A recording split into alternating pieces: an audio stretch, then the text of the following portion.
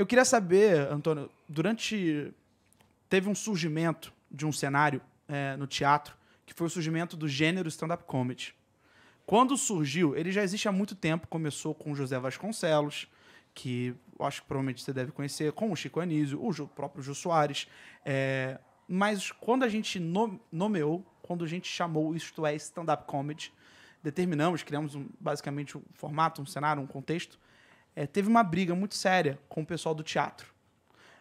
Quem se envolveu nessa briga num determinado momento foi até a Denise Fraga. Ela até mencionou numa Roda Viva que ela achava que... ela usou as melhores palavras, né? Mas ela achava que era um desperdício um teatro tão grande, tão bonito, que cabem não sei quantas pessoas com um palco que poderia suportar uma montagem digna de musical da Broadway, mas somente com um ator, com um comediante em cena, usando somente um foco de luz. E eu queria entender a sua visão sobre isso, porque teve essa segregação, teve essa briga foi parar no segundo caderno, no jornal o Globo, na época. Eu queria saber a sua opinião sobre isso, porque hoje em dia eu acho que a gente convive melhor com essa realidade. E são pessoas que, pelo menos no meu ponto de vista, podem trazer um público para o teatro. Porque vamos chamar de plataforma, vamos chamar de mídia. O teatro é mídia. Você citou aí o Zé de Vasconcelos, né? Sim. Você não tem idade para isso, você não deve ter visto nada dele. Infelizmente não. Eu tenho idade para isso, eu vi. Eu vi o Zé de Vasconcelos e era realmente uma novidade. Ele, depois veio o Chico Anísio, depois veio o Jô fazendo a mesma coisa. Não tinha o nome de stand-up comedy, porque o espetáculo dele chamava Eu Sou o Espetáculo, né?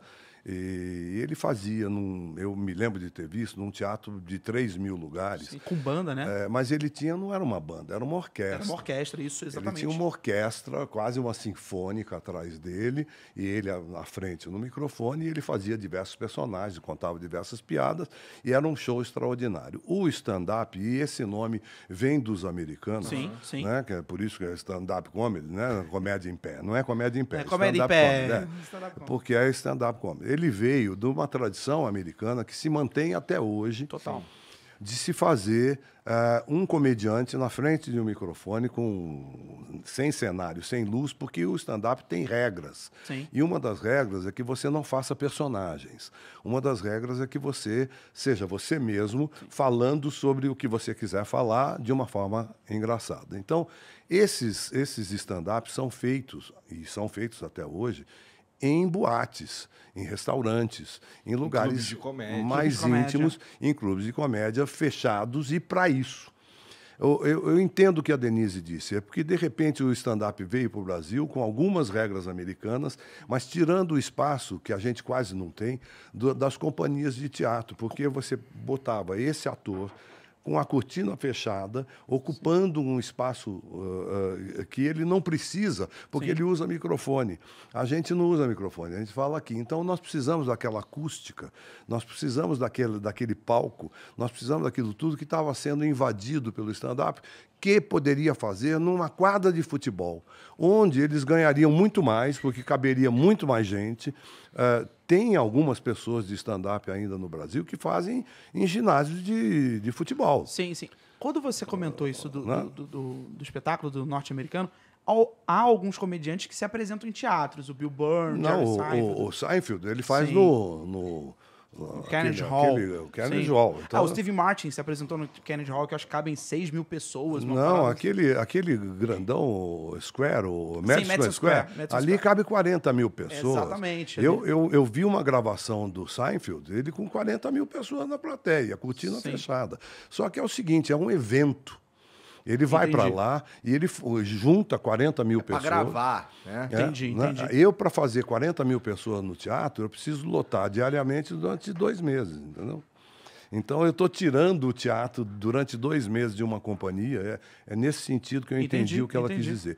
Mas eu sempre achei o stand-up muito bem-vindo. Eu acho que qualquer manifestação artística é muito bem-vinda. É que aí realmente você mexe naquela coisa dos espaços, né? É como as igrejas, por exemplo. Claro. As igrejas evangélicas estão pegando os teatros prontos, porque eles não precisam mexer em nada. Só que é uma invasão desonesta, porque a igreja não paga imposto, porque a igreja... né? Sim. Ela cobra do seu público do mesmo jeito, mas ela pode fazer as pessoas em pé. Não precisa daquela acústica, daquela coisa toda que o teatro tem, e as igrejas estão invadindo os teatros também. E você acha que teve um pouquinho uma briga de ego quando teve o surgimento e também teve uma procura bem grande do público? Você acha que isso mexeu com o ego dos atores? Tem atores fabulosos fazendo stand-up. Tem gente aí que eu sigo onde for. Tem gente maravilhosa, gente muito boa. Um Adnet, um Fábio Porchat, tem uma turma... Que são atores. São atores, são criadores, eles escrevem também, o Gregório, essa turma. Então, tem uma turma muito boa, são muito bem-vindos. Eu queria fazer como eles, ao contrário. Eu gosto de stand-up comedy. Eu já fui em algum teatro assistir? Foi. Com certeza foi no Comedy Sampa. Não, eu sei, mas é que não é um teatro. Lá é feito para isso. É um teatro e que estão tentando transformar num... Era um teatro que foi pro exatamente. Espaço e virou um comedy, né? E fizeram muito bem, inclusive. Tá muito bonito, é muito legal. Ah, eu fui ver o Maurício Meirelles e eu acho que era um teatro. Teatro, provavelmente o Teatro Frei Caneca. Inclusive, perderam a oportunidade de vender bebida, né? Porque o cara... No Comedy Sampa já tem o consumo. As pessoas já é podem... isso, é gostoso. Você tá lá, tá tomando um chopp, um negócio, e tá vendo o cara contar piada.